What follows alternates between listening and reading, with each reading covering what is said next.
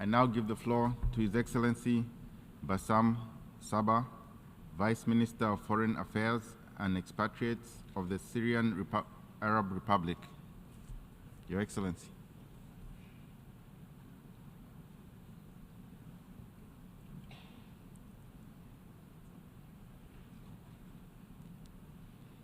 Your Excellency.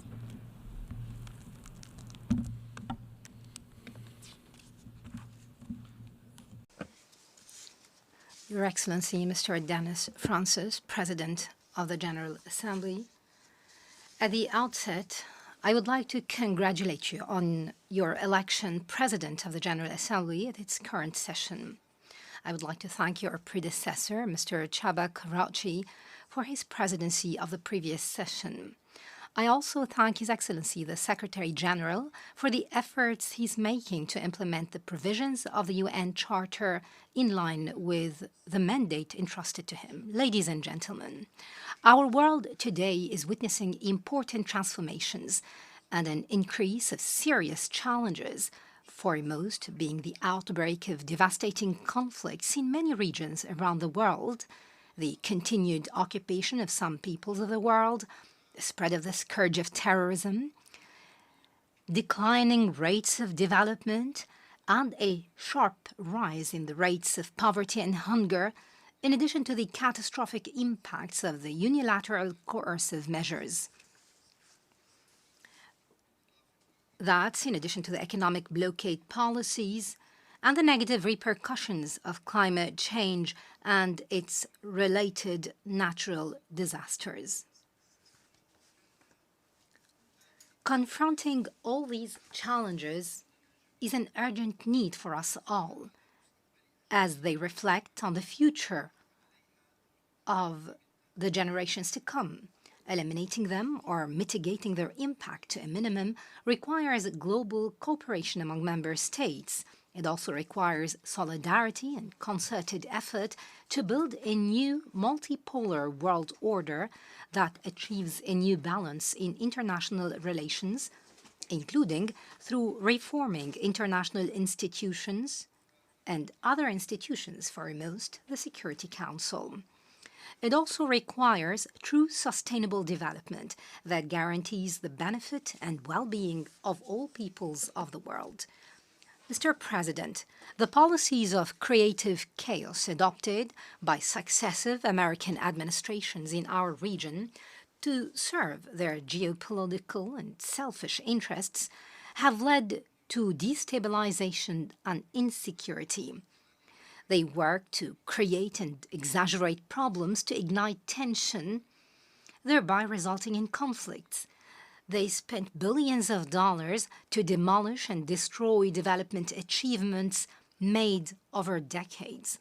They contributed to the emergence of the phenomenon of extremism and terrorism, such as the terrorist organizations ISIL and Al-Nusra Front. Multilateralism, the United Nations Charter, and other relevant international agreements were not spared from this creative American chaos. Over the past 10 years, we have witnessed an increasing tendency to misinterpret and misapply the provisions of the Charter, especially Article 51 thereof. They were used as an excuse to justify attacks against the sovereignty, independence, and territorial integrity of other countries. They manipulated the provisions of international conventions and treaties and politicized human rights issues to justify interfering in the internal affairs of other countries and bringing pressure to bear on them. Mr. President, the basic principle affirmed by the Charter of the United Nations is the respect of sovereignty, independence, unity, and territorial integrity of member states. Thus, any acquisition of land of others by force is an occupation. Any illegal military presence on the territory of a sovereign state is a clear violation of this charter and a plain breach of international law. It must end immediately without preconditions or limitations. Accordingly, Israel's occupation of the Arab lands in Palestine and the Syrian Golan since 1967 until this very day, and the resulting and consequent construction of settlement, change of the demographic composition, institutional structure, especially through attempts to forcefully impose the Israeli citizenship on the people of the Golan, not to mention the plundering of the natural resources of the Golan, the seizure of Syrian farmers' lands to build huge wind turbines, and other documented violations. All of the above represent the most heinous forms of grave and systematic violations of the UN Charter and of international humanitarian law. The Syrian Arab Republic reaffirms its legitimate right to restore the entire occupied Syrian Golan up to the line of June 4, 1967, no matter how long it takes. It is an inalienable right that is not subject to compromise or pressure and is not subject to the statute of limitations. It is guaranteed by international law and relevant UN resolutions, especially Security Council Resolution number 497 of the year 1981. Syria also stresses that it will exercise its legitimate right to defend its land and people by all necessary means, and to ensure that the Israeli occupation authorities are held accountable for all their crimes with no impunity. Mr. President, Syria has and remains a supporter of the Palestinian cause, as it is the Central Arab cause. Syria has spared no effort to stand alongside the brotherly Palestinian people in their legitimate struggle to regain their legitimate rights, especially their right to establish their independent statehood on their land with Jerusalem as its capital, and to grant Palestine full membership in the United Nations. What we have witnessed this year of dangerous escalation of Israeli criminal practices, in which the number of victims has reached its highest level, is pushing the region to unprecedented levels of tension and instability. This is exemplified in committing more massacres, the escalation of its military aggression, and its repeated missile bombing of Syrian cities, ports, and civil airports. This has endangered civilian lives and the safety of civil aviation. It has also hampered UN humanitarian operations. Moreover, it has continued its policies of settlement, Judaization, siege, arbitrary arrest, forced displacement, and racial discrimination in the occupied Arab territories. While the Syrian Arab Republic condemns in the strongest terms all these Israeli crimes and attacks, it equally denounces the continued support for such practices, or the silence of some countries that proclaim themselves protectors of international humanitarian law and human rights law. This makes them complicit with the perpetrators of these crimes. It clearly demonstrates their double standards. Mr. President, the continued Israeli occupation of Arab lands and its brutal practices are consistent with the destructive role played by some countries on Syrian lands. The United States and Turkey continue to violate Syria's sovereignty, unity, and territorial integrity by insisting on their continued presence, illegal military presence on Syrian lands, and supporting separatist militias and terrorist organizations. This is in addition to the visits by Western political and military officials and others to Syrian territory, by infiltrating Syrian territory without any respect for Syria's sovereignty and independence. This is considered a flagrant interference in its internal affairs. The systematic and exposed American plunder of the Syrian people's national wealth, such as oil, gas, and wheat, has deprived the Syrians of their resources. It has exacerbated their humanitarian suffering in an unprecedented manner. Our latest statistics show that the total value of direct and indirect losses caused to the oil sector in Syria has exceeded 115 billion US dollars. We believe that the United Nations is obligated to hold the United States accountable and ask it to return this looted money to the Syrian government. In parallel, the United States of America and its European allies continue to impose unilateral coercive measures that are illegal, immoral, and inhumane on various sectors in Syria. This has only contributed to exacerbate the suffering of Syrians wherever they are, given the fact that their impact includes third countries. The Secretary General has noted in his reports the impact of these measures on UN procurement and payments. These countries intentionally include in their measures the public health sector, the banking sector, the air transport sector, the Syrian civil aviation equipment, and the energy sector. It also includes banning the supply of oil and its derivatives to Syria, or the import of power plants, equipment related to power generation, or spare parts. They also include bans on importing equipment and machinery necessary for drinking water supply, irrigation, water sterilization and purification, and repair and improvement of the sewage system. The agricultural sector was not spared from these unilateral sanctions, as they included preventing the import of fertilizers and machinery necessary for agricultural production that provides food for the Syrians. Mr. President, ladies and gentlemen, Syria was one of the most stable and prosperous countries in the world.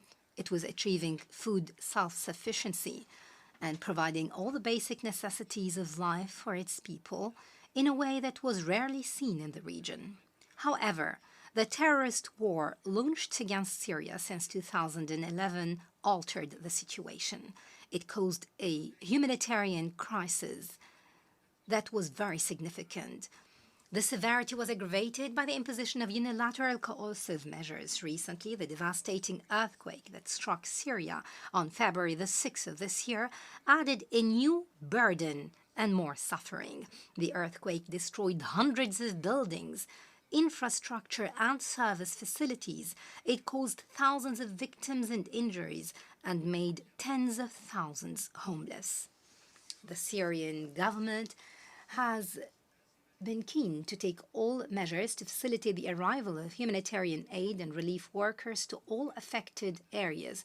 It has granted and still grants open approvals to the UN and international organizations working in Syria to facilitate and accelerate the entry of emergency relief supplies to support the affected.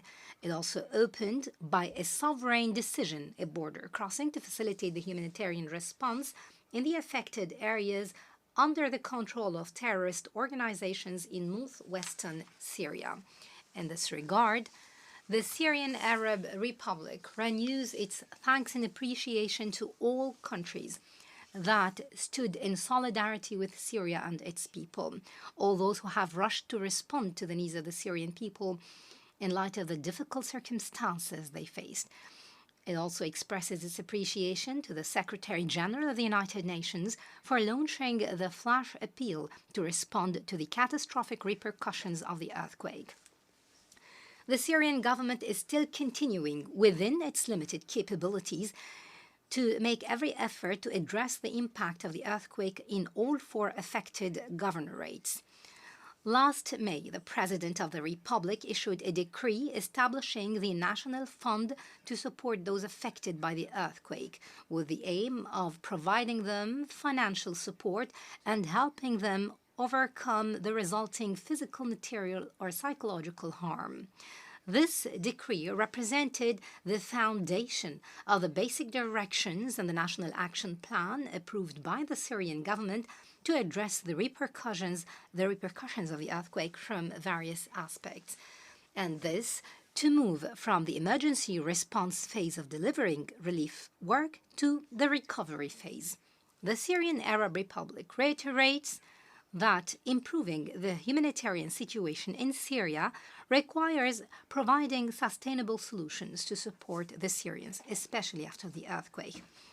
It requires increasing the size and quantity of early recovery projects in a way that reduces dependency on life-saving humanitarian aid and increases the Syrians' resilience. It would also help provide conditions for a dignified and voluntary return of displaced persons and refugees to their origins. However, this requires providing the necessary funding through international donors, fulfilling the pledges they have made. Mr. President, turning to the return of refugees, Syria declares before this international organization from this podium its readiness to welcome the return of every Syrian refugee who left their home, village, or city. We call upon our citizens who were forced by terrorist organizations to seek refuge to return to their homeland. The Syrian government has taken all necessary decisions in this field. We are cooperating with the High Commissioner for Refugees and the Arab Contact Committee to reach this noble goal. In this regard, I call upon Western countries that ask refugees not to return to their homeland to stop these inhumane practices. In parallel, Syria responded positively to the efforts and initiatives presented within the framework of the political track. It supported the approach of local settlement and national reconciliation as a way to restore conditions to normalcy all over the country. This would also strengthen national unity and the cohesion of the Syrian society. It has participated in the meetings held in the Astana format. It welcomed its results and maintained communication with the Special Envoy to Syria. Mr. President, the Arab Summit held in May in Jeddah, in the Kingdom of Saudi Arabia, has made a great achievement. It restored to the collective Arab position its shine, and to the Arab joint action its momentum. During that summit, the Arab countries affirmed their support for Syria in preserving its sovereignty and territorial integrity to overcome the difficult circumstances it's going through as a result of the terrorist war launched against it and the economic sanctions imposed upon it, in addition to the repercussions of the devastating earthquake that struck the country. Syria expresses its support and solidarity with the Libyan people in facing the repercussions of the hurricane and floods that struck the country, as well as the Moroccan people due to the devastating earthquake. Syria reaffirms its support for the right of the Russian Federation to defend itself and protect its national security in response to aggressive Western policies. In doing so, they are not only defending themselves, but also the rights of all of us to reject the logic of Western and unipolar hegemony. Syria commends the constructive and responsible approach of the Islamic Republic of Iran to return to the Joint Comprehensive Plan of Action from which the USA has unilaterally and illegally withdrew. It calls upon the United States and its Western allies to meet Iran's legitimate demands. Syria supports the One China principle. It supports the positions of the People's Republic of China in confronting attempts at external interference in its internal affairs, whether in Taiwan, Hong Kong, or Xinjiang. It stresses China's inalienable right to take whatever measures and steps it decides to defend its sovereignty, especially to counter the unprecedented escalation and provocation policy practiced by the USA against it.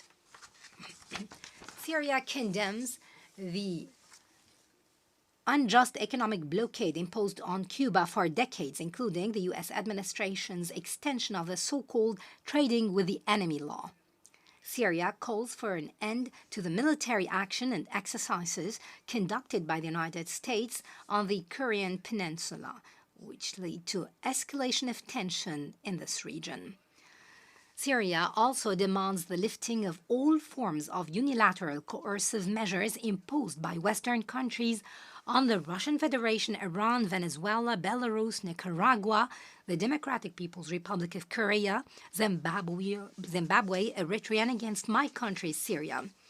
It considers them economic terrorism no less brutal or dangerous than armed terrorism, especially in terms of its catastrophic humanitarian effect on the targeted peoples. To conclude, Mr. President, ladies and gentlemen, the platform of the United Nations General Assembly was created to be a platform for dialogue and public diplomacy among member states, and not a platform for leveling false accusations or launching hostile campaigns against each other. That is why we look forward to the current session of the General Assembly. Under your leadership, Mr. Francis, we look forward to it being able to fulfill the slogan you raised, that is, rebuilding trust and reigniting global solidarity, accelerating action on the 2030 Agenda and its sustainable development goals towards peace, prosperity, progress, and sustainability for all. This can be achieved by working to translate it into real and serious action that contributes to giving all countries fair opportunities that ensure no one is left behind. It would also consolidate the position and status of the General Assembly as the most representative body in the United Nations. Thank you, Mr. President.